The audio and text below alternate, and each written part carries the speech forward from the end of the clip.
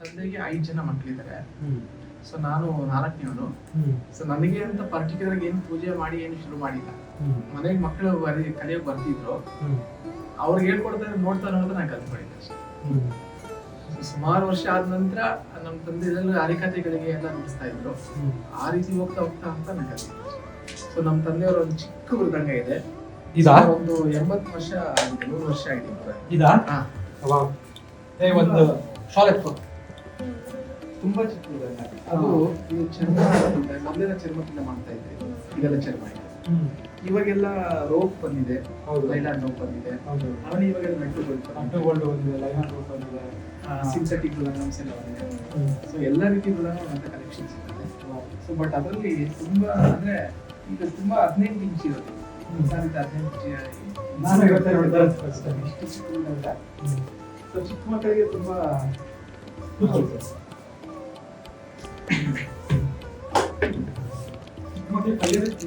ತುಂಬಾ ಈಸಿ. ಮತ್ತೆ ಇಟ್ಕೊಳ್ಳೋದಕ್ಕೂ ಅಷ್ಟೇ ತೂಕ ಕಡಿಮೆ ಇರ್ತದೆ.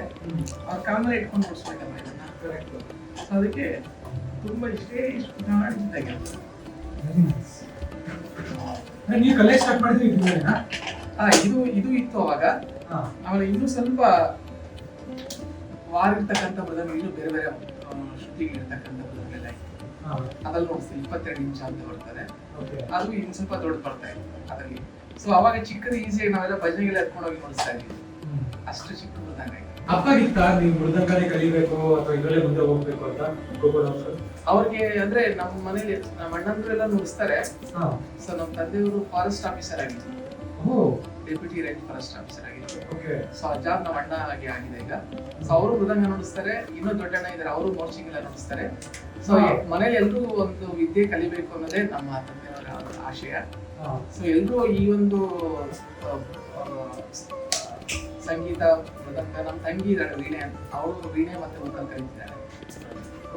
ಸೊ ಎಲ್ಲರೂ ಹೌದೌದು ಸಂಗೀತ ಪರಂಪರೆಯಿಂದ ಬಂದಿರತಕ್ಕಂಥದ್ದಾಗಿರೋದ್ರಿಂದ ಸೊ ಎಲ್ಲರೂ ಒಂದು ವಾದ್ಯ ಕಲಿಬೇಕು ಅನ್ನೋದೇ ನಮ್ಮ ತಂದೆಯವರ ಆಶಯ.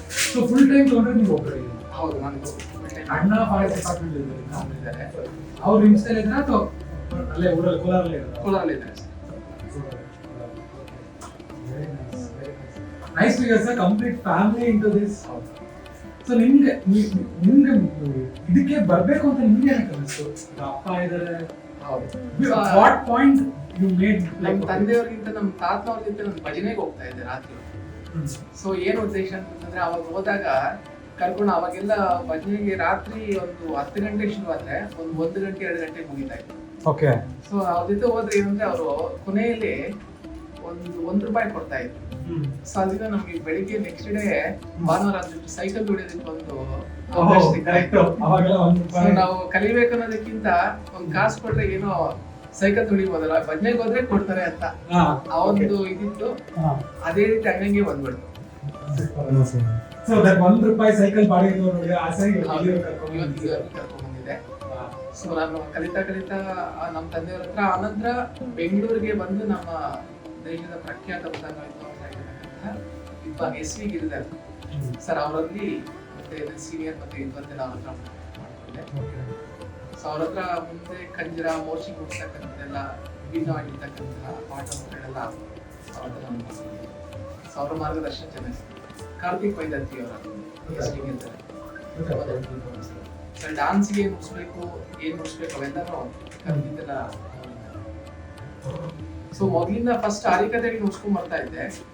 ಹರಿಕಥೆ ಆದ್ಮೇಲೆ ಸಣ್ಣ ಪುಟ್ಟ ದೇವಸ್ಥಾನಗಳ ಸಂಗೀತ ಪ್ರೋಗ್ರಾಮ್ ಎಲ್ಲ ನೋಡ್ತಾ ಇದ್ದೆ. ಸುಮಾರು ನಾನು ಡಿಗ್ರಿ ಬಂದಿದ್ದಾದ್ಮೇಲೆ ಆವಾಗಿಂದ ನಾನು ಡಾನ್ಸ್ಗೆ ಜೂನಿಯರ್ ಎಕ್ಸಾಮ್ಸ್ ಎಲ್ಲ ನೋಡ್ಸ್ಕೊಂಡ್ ಬರ್ತಾ ಇದ್ದೆ. ಒಂದು 20 ವರ್ಷ ಮೇಲೆ ಅನುಭವ ಇದೆ ಡಾನ್ಸ್ ನುಡಿಸಿ. ಸೊ ಸಂಪೂರ್ಣವಾಗಿ ಈಗ ಒಂದು 3-4 ವರ್ಷದಿಂದ ಡಾನ್ಸ್ಗೆ ನುಡಿಸೋದಕ್ಕೆ ನಾನು ಫುಲ್ ಟೈಮ್ ಆಗಿ ತಗೊಂಡಿದ್ದೆ.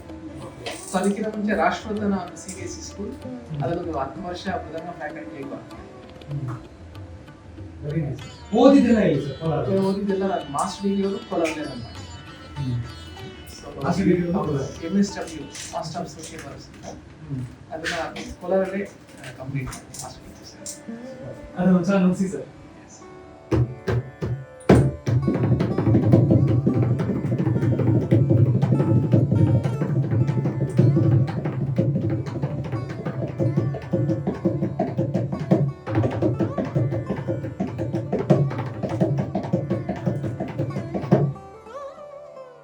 ತರ ಮೃದಂಗಗಳನ್ನ ಮತ್ತೆ ನಾವು ಟೈಟ್ ಮಾಡ್ಬೇಕಾದ್ರೆ ನಮ್ಮ ಕೈಲಿ ಆಗೋದಿಲ್ಲ. ನಾವು ಮೃದಂಗ ಶಾಖೆ ಎತ್ಕೊಂಡು ಹೋಗ್ಬೇಕು, ಅವ್ರ ಹತ್ರ ಟೈಟ್ ಮಾಡಿಸ್ಬೇಕು. ತುಂಬಾ ಕಷ್ಟ ಇದನ್ನ ಎಳಿಯೋದು, ವಾರ್ ಎಳಿಯೋದು ತುಂಬಾ ಕಷ್ಟ ಇದೆ. ಸೊ ಈಗ ನಟ್ಟು ಬೋಲ್ಟ್ ಅದೊಂದು ಅಡ್ವಾಂಟೇಜ್ ಆಯ್ತು ಇದು. ಸೊ ಈ ಮೃದಂಗಗಳಾದ್ರೆ ನಾವೇ ಮಾಡ್ಕೋಬಹುದು, ಲೂಸ್ ಮಾಡೋದು, ಟೈಟ್ ಮಾಡೋದು, ಬಿಚ್ಚಿ ನಾವೇ ಹಾಕೊಳ್ಬಹುದು. ಸೊ ಅದರಿಂದ ಜಾಸ್ತಿ ನಾನೀಗ ಈ ವಾದ್ಯಗಳನ್ನ ಜಾಸ್ತಿ ಬಳಸ್ತಾ ಇದ್ದೀನಿ.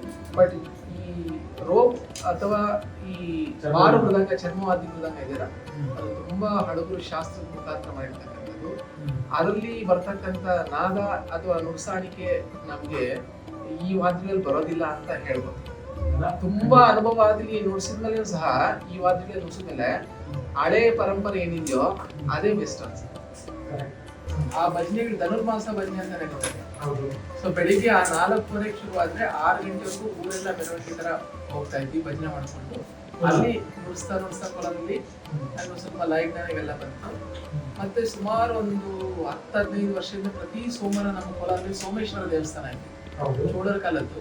ಅಲ್ಲಿ ನಮ್ಮ ಕೋಲಾರಲ್ಲಿ ಹೆಸರಾಂತ ವಿದ್ವಾಂಸರಲ್ಲಿ ಸೂರ್ಯನಾರಾಯಣ ಅಂತ ಅವರು ಭಜನೆ ಮಾಡ್ತಾರೆ. ಸುಮಾರು ಒಂದು 40-50 ವರ್ಷದಿಂದ ಅವರೊಬ್ಬರೇ ಸೈಕಲ್ ಅಲ್ಲಿ ಮೃದಂಗ, ಹಾರ್ಮೋನಿಯಂ, ಕಂಚಿರ ಎಲ್ಲ ಹೊತ್ಕೊಂಡು ಒಬ್ಬರೇ ಸೈಕಲ್ ಅಲ್ಲಿ ಮ್ಯಾಗಿಂದ ಹಿಡಿದು ಅವ್ರು ಭಕ್ತಿ ಪೂರ್ವಕವಾಗಿ ಅಲ್ಲಿ ಬಂದು ಸೇವೆ ಮಾಡ್ತಾರೆ.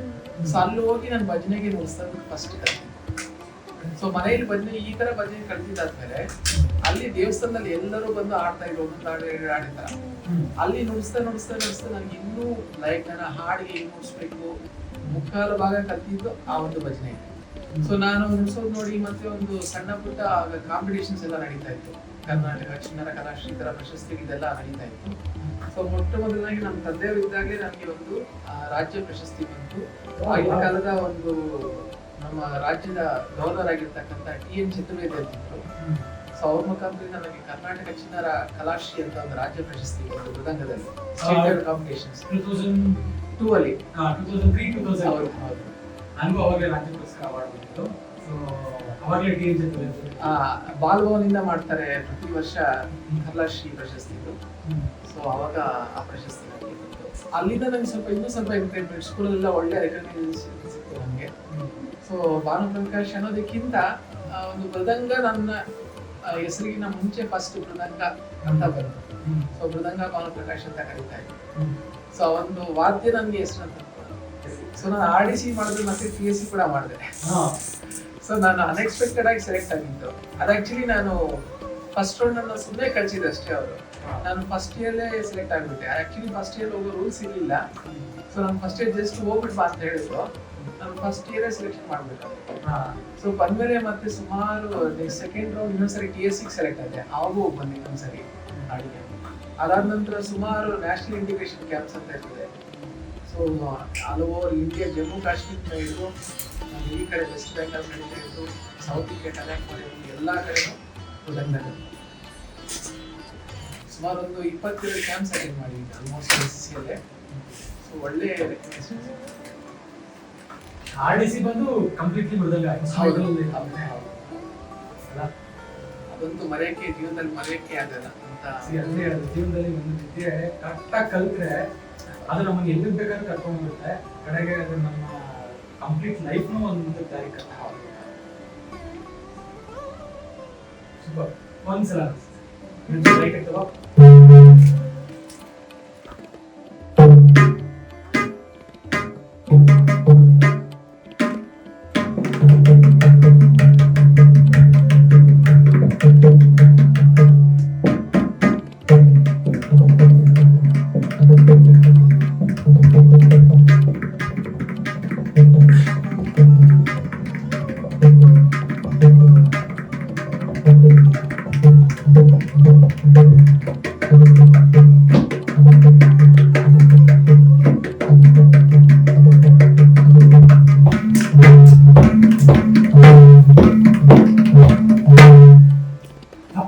ಕಚೇರಿಗಳು ನಡೆಸ್ತಾ ಇದ್ರ? ಹೌದು, ಅವರು ವರ್ಕಲ್ಲಿ ಇದ್ರು ಸಹ ಸುಮಾರು ಕಚೇರಿಗಳು ನಡೆಸ್ತಾ ಇದ್ರು. ಹರಿಕಥೆಗಳು ಸಹ ಹೋಗ್ತಾ ಇದ್ರು. ನಮ್ಮ ಕೋಲಾರ ಕಡೆಯಿಂದ ಜಾಸ್ತಿ ಹರಿಕಥೆ ಮತ್ತೆ ಭಾಗವತಗಳೆಲ್ಲ ಜಾಸ್ತಿ ನಡೆಯುತ್ತೆ. ಸೊ ಅದು ಕೋಲಾರ, ಆಂಧ್ರ ಪ್ರದೇಶ, ಕರ್ನಾಟಕ, ಆಂಧ್ರ ಪ್ರದೇಶ, ತಮಿಳುನಾಡು ಮೂರಕ್ಕೂ ಅದು ಮಾಡಿದ್ರು. ಸೊ ಹಾಗಾಗಿ ಸಾಕಷ್ಟು ಕಾರ್ಯಕ್ರಮಗಳಿಗೆ ಹೋಗ್ತಾ ಇದ್ರು. ನಾನು ಸುಮಾರು ಸರಿ ಹೋಗ್ತಾ ಇದ್ದೆ. ಅಲ್ಲಿ ರಾತ್ರಿ ಬೆಳಿಗ್ಗೆ ಒಂದು 9 ಗಂಟೆ ಇಷ್ಟರಲ್ಲಿ ಬೆಳಿಗ್ಗೆ 5:30 6 ಗಂಟೆಗೆ ಮಹಾಮಂಗಳಾರತಿ ಅದು. ಸೊ ನಾವು ನಮ್ಗೆ ಕರ್ಕೊಂಡು ಹೋಗ್ತಾ ಇದ್ರು. ನಾವು ಸ್ವಲ್ಪ ನೋಡ್ತಾ ಅಲ್ಲೇ ಮಲ್ಕೊಂಡ್ಬಿಡ್ತಾ ಇದ್ವಿ. ಬೆಳಿಗ್ಗೆ ಇನ್ನ ಅವ್ರದೆಲ್ಲ ಕಚೇರಿ ಮುಂದೆ ಎಲ್ಲ ಮಂಗಳಾರತಿ ಆದ್ಮೇಲೆ ಅವಾಗ ಎಬ್ಬಿಸ್ತಾ ಇದ್ರು. ಸೊ ಅವಾಗ ರಿಟರ್ನ್ ಬರ್ತಾ ಇದ್ವಿ. ಸೊ ನಿಮ್ಮ ಕಾಲೇಜ್ ಡೇಸ್ ಅಲ್ಲೆಲ್ಲ ಹೈಸ್ಕೂಲ್ ಡೇಸ್ ಅಲ್ಲೆಲ್ಲ ಯು ಆಲ್ರೆಡಿ ಪ್ರೋ ನೀವು. ಹೌದು. ಸೊ ಎಕ್ಸಿಕ್ಯೂಟಿವ್ ಆರ್ಟಿಸಿಗೆಲ್ಲ ಹೋಗೋದಂತೆ ತಮಾಷೆನೆಲ್ಲ ಏನು PSC ಕ್ಯಾಂಪ್ಸ್ ಆಗಿರ್ಬೋದು. ಹೌದು. ಅಲ್ಲೇ ಗೊತ್ತಾಗುತ್ತೆ you are into more into cultural ಅಂತ. ಸೊ ಅದು ಬೇರೆ NCC ಕ್ಯಾಂಪ್ ಅಂದ ತಕ್ಷಣ ಫಸ್ಟ್ ನಾನೇ ಸೆಲೆಕ್ಷನ್ ಮಾಡ್ತಿದ್ದೆ. ಸೊ ಯಾಕಂದರೆ ಕಲ್ಚರಲ್ ಇವೆಂಟ್ಸ್ ಬೇಕೇ ಬೇಕಾಗ್ತಾ ಇತ್ತು. ಸೊ ಅದೊಂದು ಪ್ಲಸ್ ಪಾಯಿಂಟ್ ನನಗೆ. ನಿಜ ಅದು.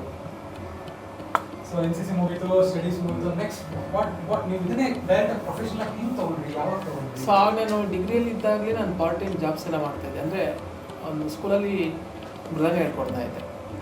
ಸೊ ಶಂಕರ ವಿದ್ಯಾಲಯ ಅಂತ ಒಂದು ಶಾಲೆ ಇತ್ತು. ಸೊ ಅಲ್ಲಿ ಪಾರ್ಟ್ ಟೈಮ್ ಹೇಳ್ಕೊಡ್ತಾ ಇದ್ದೆ ನಾನು ಡಿಗ್ರಿ ಮಾಡ್ತಾ ಇರಬೇಕಾದ್ರೆ.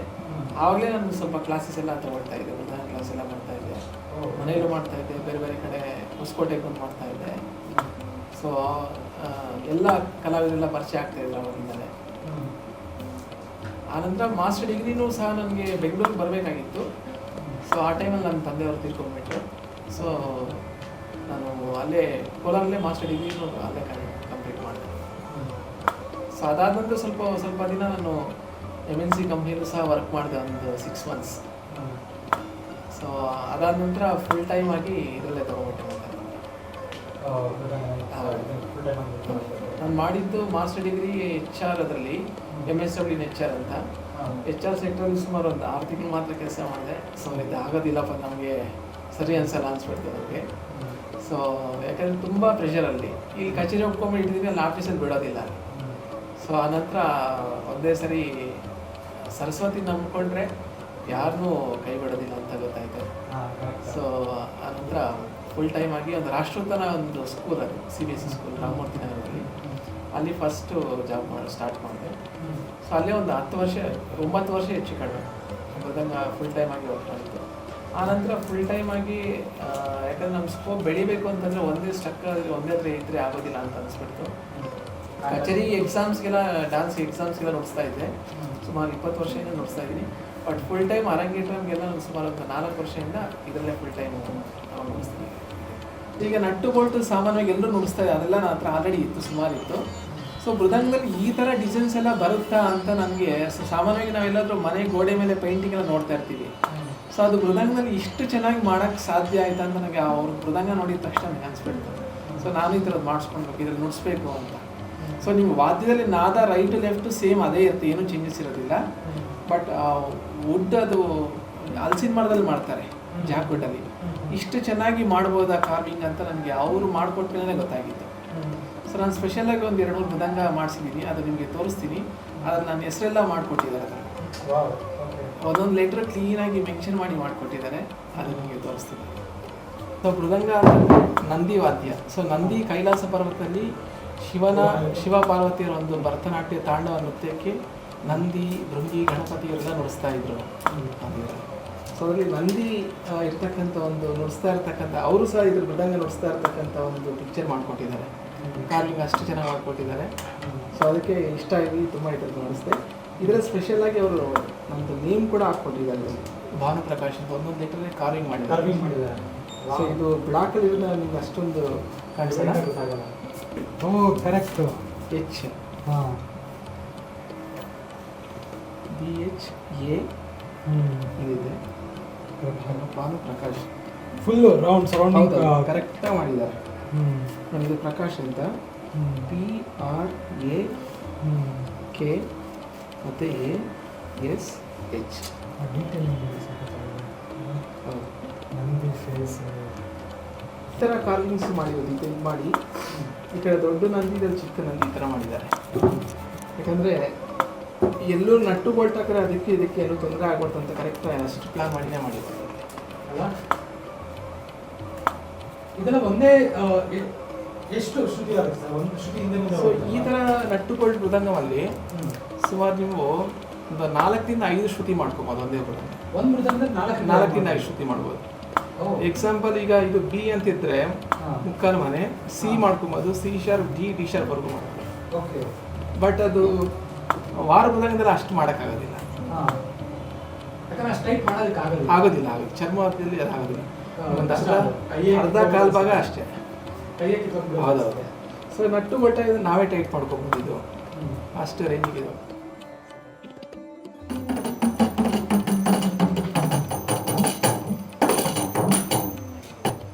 ನಿಮ್ಗೆ ಯಾವ್ದು ನೋಡ್ಲಿಕ್ಕೆ ತುಂಬಾ ಇಷ್ಟ ಆಗುತ್ತೆ ಸರ್? ಯಾವ ವಾದ್ಯದಲ್ಲಿ? ಅಲ್ಲ ಅದೇ ಕಂಜರ ನುಡಿಸ್ಲಿಕ್ಕೆ ತುಂಬಾ ಇಷ್ಟ ಆಗುತ್ತಾ ಅಥವಾ ಮೃದಂಗ ನುಡಿಸ್ಲಿಕ್ಕೆ ತುಂಬಾ ಇಷ್ಟ ಆಗುತ್ತೆ? ಫಸ್ಟು ಮೃದಂಗನೇ. ಸೊ ಒಬ್ಬೊಬ್ರಿಗೊಂದೊಂದು ವಾದ್ಯ ಹೆಸರು ಹೇಳಿದ ತಕ್ಷಣ ಮೃದಂಗ ಅದರ ಬರ್ತದೆ. ಬಟ್ ಈ ವಾದ್ಯಗಳು ಮೃದಂಗ ಜೊತೆಗೆ ಇದನ್ನು ಉಪಪಕ್ಕ ವಾದ್ಯಗಳು ಅಂತ ಕರೀತಾರೆ. ಕಂಜರ, ಘಟಂ, ಮೋರ್ಚಿಂಗ್. ಸೊ ಈ ಸಾಮಾನ್ಯ ಮೃದಂಗ ನುಡಿಸೋರಿಗೆಲ್ಲರಿಗೂ ಈ ಒಂದು ಟಚ್ ಇದ್ದೇ ಇರ್ತದೆ, ನುಡಿಸ್ಬೋದು. ಸೊ ಅದನ್ನು ಸ್ವಲ್ಪ ವಿಶೇಷವಾಗಿ ಅಭ್ಯಾಸ ಮಾಡಬೇಕಾಗುತ್ತೆ ಅಷ್ಟೇ. ಸೊ ನಾನು ಜಾಸ್ತಿ ಮೃದಂಗ ಜೊತೆಗೆ ಕಂಜರ, ಮೋರ್ಚಿಂಗ್ ಜಾಸ್ತಿ ಅಭ್ಯಾಸ ಮಾಡ್ತಾ ಇರ್ತೀನಿ. ಯಾಕಂದರೆ ಭಜನೆ ನುಡಿಸ್ಬೇಕಾದ್ರೆ ನಾನು ಕಲ್ತಿದ್ದೆಲ್ಲ ಜಾಸ್ತಿ ಕಂಜರದಲ್ಲಿ. ನಮ್ಮ ತಂದೆಯ ಜೊತೆ ಕಾರ್ಯಕ್ರಮಕ್ಕೆ ಮೃದಂಗ ಜೊತೆಗೆ ನನ್ನ ಕಂಜರ ನುಡಿಸೋದಕ್ಕೆ ಕರ್ಕೊಂಡು ಹೋಗ್ತಾಯಿದ್ರು. ಸೊ ಆವಾಗಿಂದ ಕಂಜರ ಜಾಸ್ತಿ ಅಭ್ಯಾಸ ಆಯಿತು. ಆನಂತರ ಬೆಂಗಳೂರಿಗೆ ಬಂದಮೇಲೆ ಗಿರಿಧರ ಸರ್ ಹತ್ರ ನಾನು ಮೋರ್ಚಿಂಗ್ ಕಲಿಯೋದೆಲ್ಲ ಅಭ್ಯಾಸ ಮಾಡಿದೆ. ಸೊ ಮೋರ್ಚಿಂಗ್ ಸಹ ಮಾಡಿಕೊಂಡು ಮೋರ್ಚಿಂಗಲ್ಲಿ ಎ ಗ್ರೇಡ್ ಆಯಿತು ಆಕಾಶವಾಣಿಯಲ್ಲಿ ನನಗೆ. ಸೊ ಮೋರ್ಚಿಂಗ್ ಸಹ ಜಾಸ್ತಿ ನಾನು ನೋಡಿಸ್ತಾ ಇರ್ತೀನಿ. ಸೊ ಮೃದಂಗ ಮೋರ್ಚಿಂಗ್ ಜಾಸ್ತಿ ನೋಡಿಸ್ತಾ ಇರ್ತೀನಿ. ಸೊ ಅದ್ರ ಜೊತೆಗೆ ಇವಾಗ ರಿದಮ್ ಪ್ಯಾಡು ಸಹ ನೋಡಿಸ್ತೀನಿ. ರಿದಮ್ ಪ್ಯಾಡ್ ಮತ್ತು ನಟವಂಗ ಇದೆಲ್ಲ ನಾವು ಕ್ಲಾಸಸ್ ಎಲ್ಲ ಮಾಡ್ತಾರೆ. ನನಗೆ ಒಂದು 100+ ಇದ್ದಾರೆ ಸರ್ ಈಗ ಸ್ಟೂಡೆಂಟ್ಸ್. ಅಲ್ಲ, ಎಲ್ಲ ಈಗ ಬೆಂಗಳೂರಲ್ಲೇ ಮಾಡ್ತಾರೆ, ಎಲ್ಲೂ ಮಾಡ್ತಾರೆ. ಸೊ ಒಂದು 80ರಿಂದ ಹೆಚ್ಚು ಕಡೆ 60ರಿಂದ 70 ಜನ ಸ್ಟೂಡೆಂಟ್ಸ್ ಇದ್ದಾರೆ. ಪ್ಲಸ್ ಆನ್ಲೈನ್ ಕ್ಲಾಸಸ್ಸು ಮಾಡ್ತೀನಿ. ಇಂಡಿಯಾ ಗ್ಲೋಬ್ ಸುಮಾರು ನಮ್ಮ ಇಂಡಿಯಾದ ಎಲ್ಲ ಕಡೆ ಸ್ಟೂಡೆಂಟ್ಸ್ಗೂ ಮಾಡ್ತಾ ಇರ್ತೀನಿ. ಕಂಜರ ಅಂತ ಹೋಗ್ತೀನಿ. ನುಡಿಸಿ ಸರ್ ಒಂದು ಸಲ.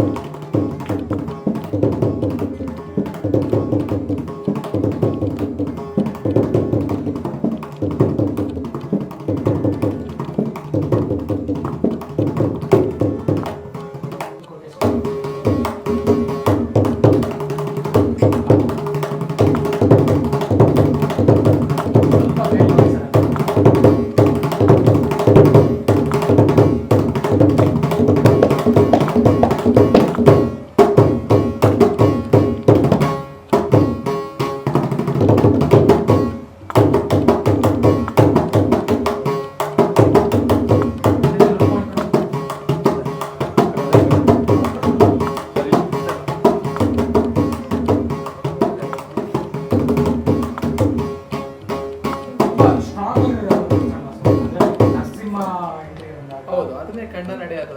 ಕನ್ನಡ ಅಥವಾ ವೀರಭದ್ರ ಅಥವಾ ಶಿವ ಒಂದು ರುದ್ರತಾಂಡವ. ಸೊ ಅದಕ್ಕೆಲ್ಲ ನೋಡಿ ಕಣ್ಣ ನಡೆ ಅಂತ.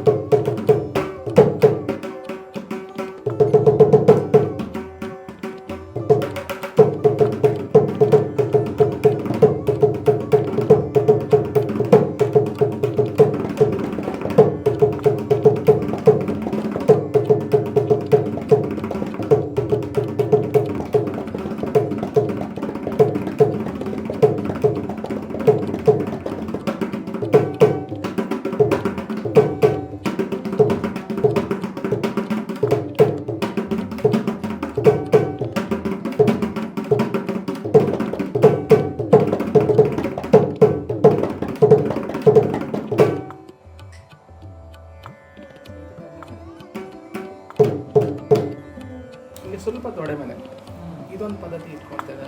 ಬೆಂಗಳೂರಲ್ಲಿ TS ಮಣಿ ಸರ್ ಅಂತಿದ್ದಾರೆ, ಅವರು ಈ ಥರ ಇಟ್ಕೊಂಡು ನುಡಿಸ್ತಾ ಇದ್ರು.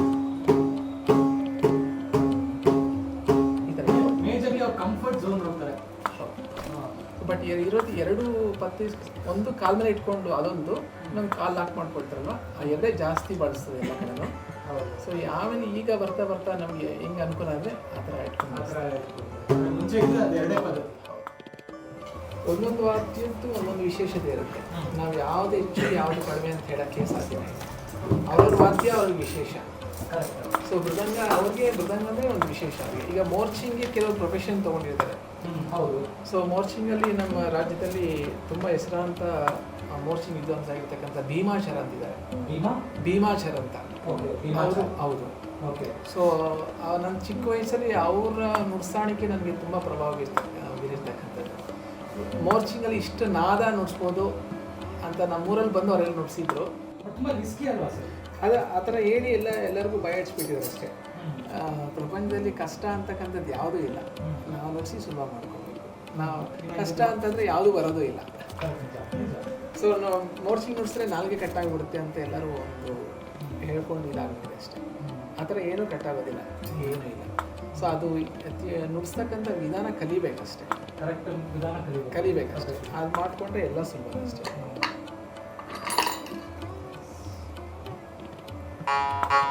ಈಗ ಒಂದು ಪಾಠ ಏನಾದ್ರು ತಕಿಟ ದೀಮ್ ತಕಿಟ ದೀಮ್ ತಕಿಟ ದೀಮ್ ತಕಿಟ ದೀಮ್ ತಕಿಟ ದೀಮ್ ತಕಿಟ ದೀಮ್ ತಕಿಟ ತಕಿಟ ತಕಿಟ ದೀಮ್,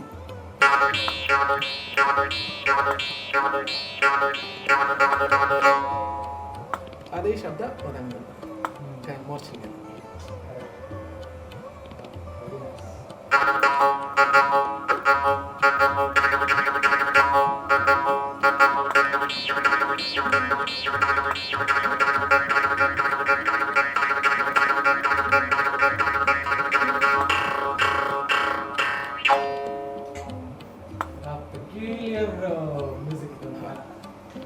ಈ ಒರಿಜಿನಲ್ ಈ ಥರ ಕೇಳಿದ್ರೆ ಮಾತ್ರ ಇದ್ರ ಒರಿಜಿನಲ್ ನಿಮಗೆ ನಾದ ಆಗುತ್ತೆ. ಗೊತ್ತಾ? ಮೈಕಲ್ಲಿ ನುಡಿಸಿದಾಗ ಇದ್ರ ಒರಿಜಿನಲ್ ನಾದ effect.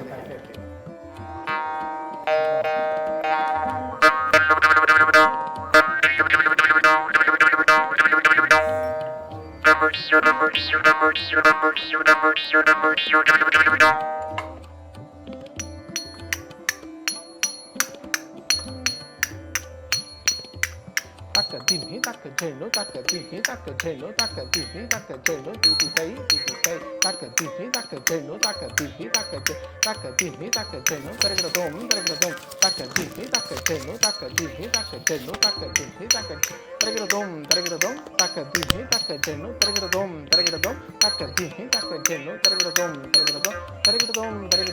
tham, tarigradom, tham, tham. Talangu takadiku takatadiku natum tadi tam takatadi tam takadiku tadi tam ta ding ge na tum tadinge na tum tadige na tum tadige na tum tadige na tum tadige na tum tadige na tum tadige na tum tadige na tum tadige na tum tadige na tum ta.